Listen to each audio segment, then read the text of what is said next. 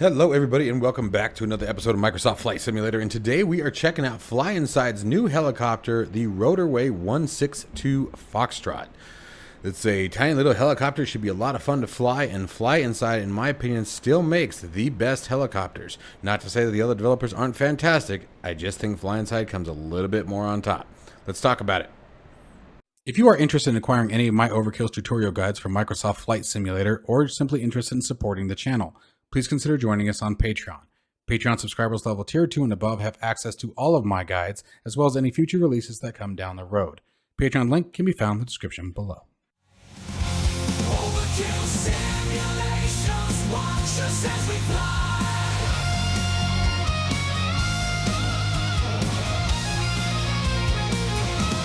Overkill simulations, a thrill will never die.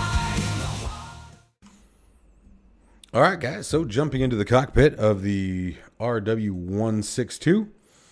Textures are absolutely fantastic, no argument there. Overhead panel looks a little flat on some of the coloring, but where I think that FlyInside really shines isn't so much the texturing, not to say again that it's bad, I think it's perfectly fine, but is the flight modeling. The flight modeling, I think with the FlyInside helicopters, it's much more challenging, much more realistic, just from the things that I've heard. I've never actually flown a real helicopter before, but from plenty of the things I've heard from real-world helicopter pilots, I have a cousin who's a real-world helicopter pilot, and a lot of the behavior that they describe is modeled very well with the FlyInside helicopters.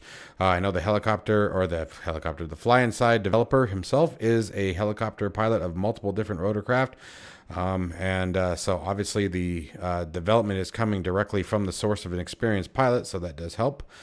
And so today we're going to take this little bird up and just go fly around the area and see how everything goes. It does have a fully functional checklist in game. We're going to be checking that out, using it to start the helicopter, and then we will get up and flying. So let's get after it.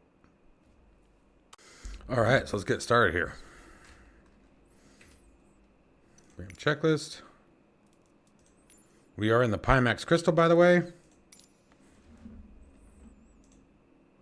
Engage that clutch. Fuel shut off. Push to on. Yep, okay. The key. Saw a key, there it is. Key is on. Instruments. On. FADEC fuel pump ignition 1. ECU is going to be the FADEC ignition 1 and fuel pump. Fuel pressure. I don't see any fuel pressure.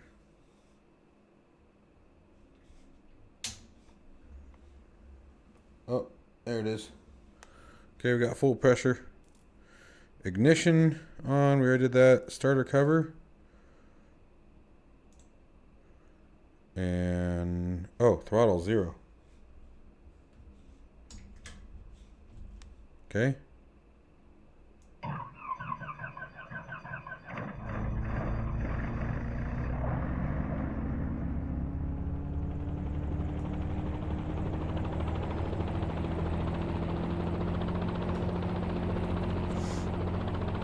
Starter cover, back down. Clutch, engage.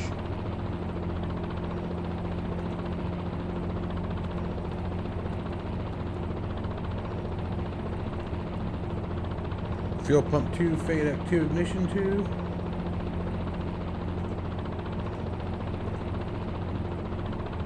Let's do nav lights, strobe lights, avionics.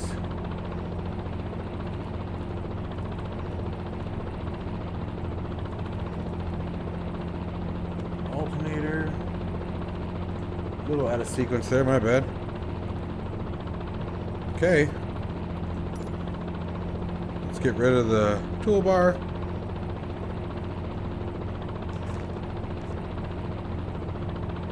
Just checking something real quick, guys.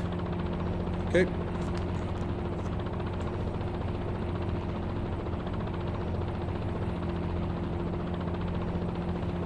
Bring the throttle up.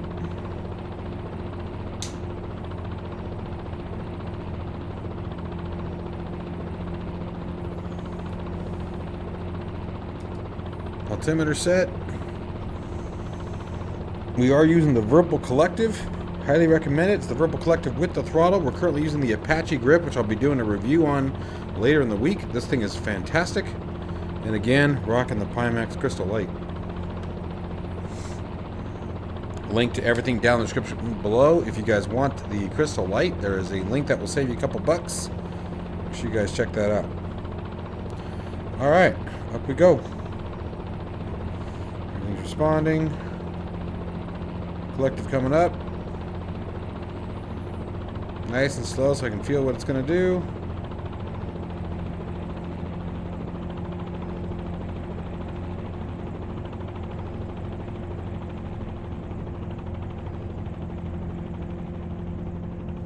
Why don't I have anything?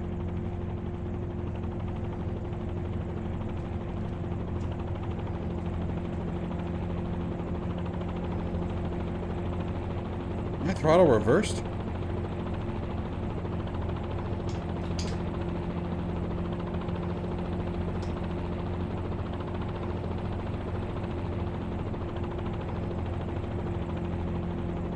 Something's wrong. You know what? I think I had the clutch in the wrong direction, is what happened. Yeah, I did. I can already feel a difference. Let's get that throttle back up. This is first impressions, guys.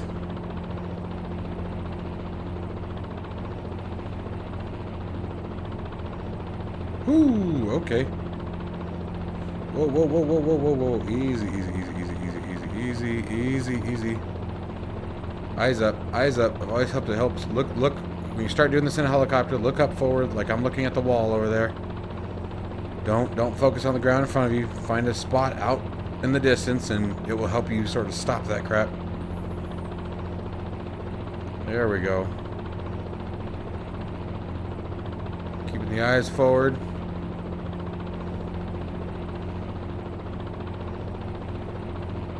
Oof. It's very touchy. Remember, with the helicopter, less is more. On the cyclic, my physical flight stick, I'm only using my fingertips. I really recommend refraining from gripping it. Just fingertips. Especially if you have a real sensitive stick, like I'm using the Virpil CM3 base with the Mongoose 2 grip.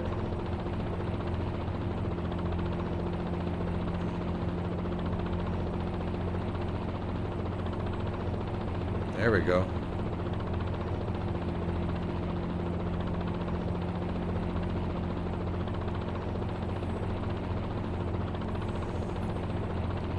Very touchy little bird.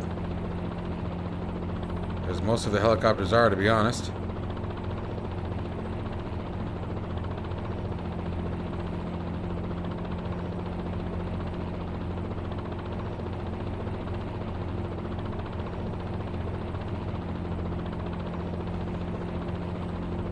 Flies very nice, very responsive. Just a matter of getting used to it. I'm starting to get it. Starting to get comfortable. Doesn't seem to really require much trim, so it's a very forgiving helicopter in that aspect.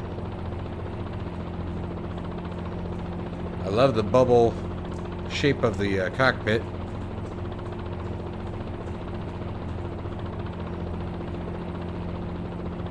Oh, getting a little low.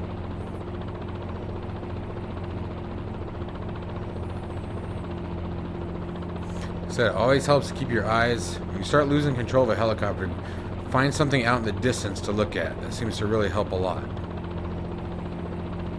You stop focusing on every little movement the helicopter's making and you start focusing on just getting what you're seeing stable.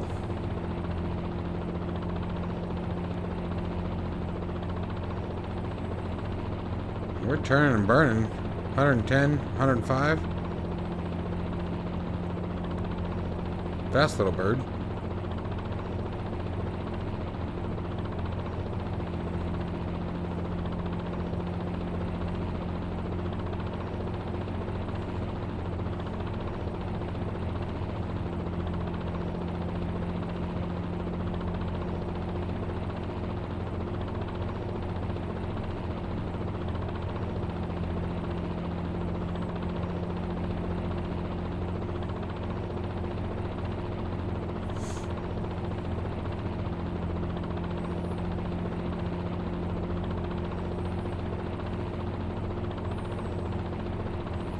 Fly inside helicopters do require a third-party application to be ran, but one of the nice things about it is you have a bunch of difficulty control options. This is set at its maximum realism. That's how I always fly the Fly Inside helicopters. That's how I fly pretty much everything, is at their highest difficulty. But you have the option to reduce that really significantly. You can reduce engine failures, you can reduce the overall, or reduce or increase the overall stability of the aircraft, reduce and increase sensitivity of stick and anti-torque pedals. So there's a lot of options directly from the software that you can control. But it does require third-party software. Very lightweight, no FPS drop because of it.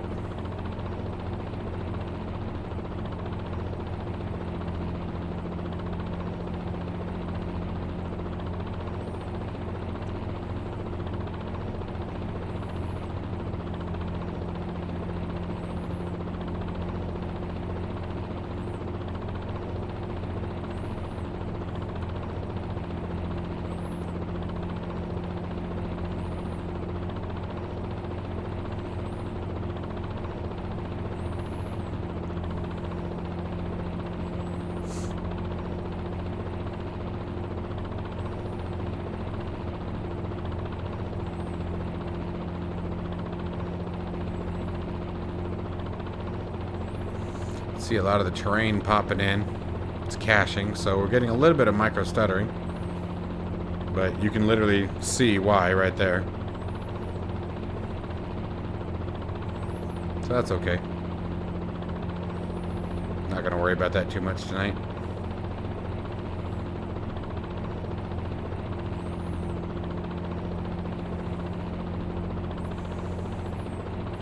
So again, just flying with the fingertips.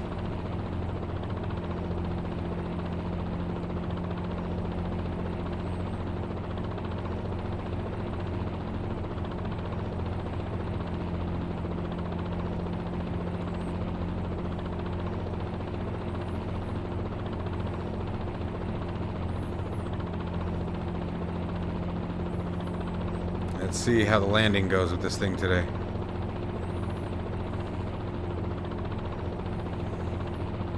Alright, so here we go. Set ourselves up for about a 60 knot approach.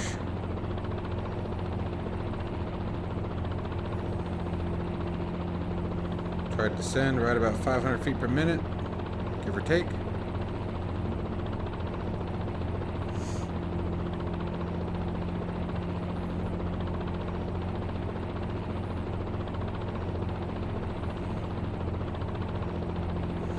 Going for that first dark spot there on the ramp there.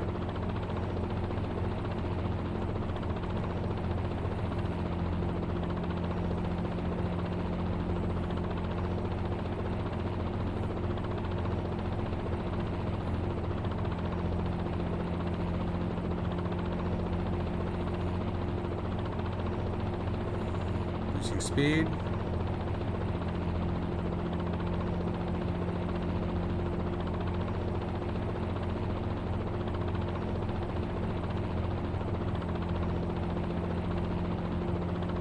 Send it a little too fast.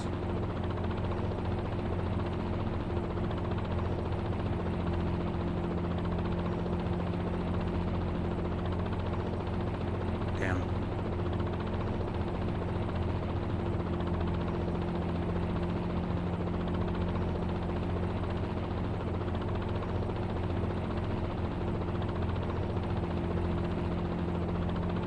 Nope, nope, nope. Still go forward. Nope. Creep forward. Come on, man. Go.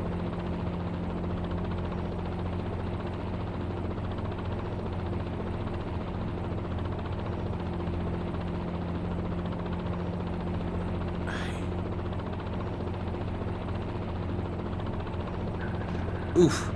A little rough. All right, let's shut it down.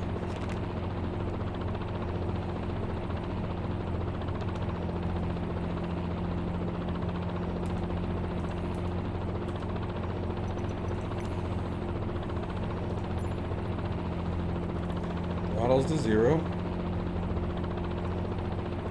Fuel pump 1 and 2 off.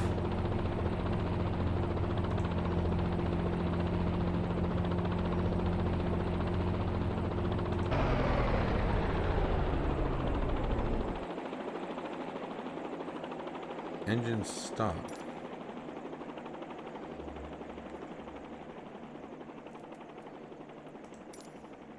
I guess we're just waiting for the engine to stop. Fuel cutoff up. Switches off.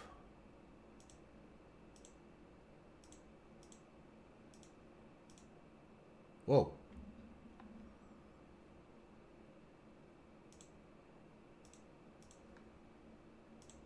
All right, guys, and there you have it. That is the Fly Inside RW162 Foxtrot. Highly recommend it, you guys. Just understand, Fly Inside, they do have inside their software that you can adjust the difficulty level. But if you want to get the max out of a helicopter, I do find these to be the most challenging of all the helicopters currently available. As always, folks, links to everything will be down in the description below. Stay safe and healthy, and I'll see you in the next one.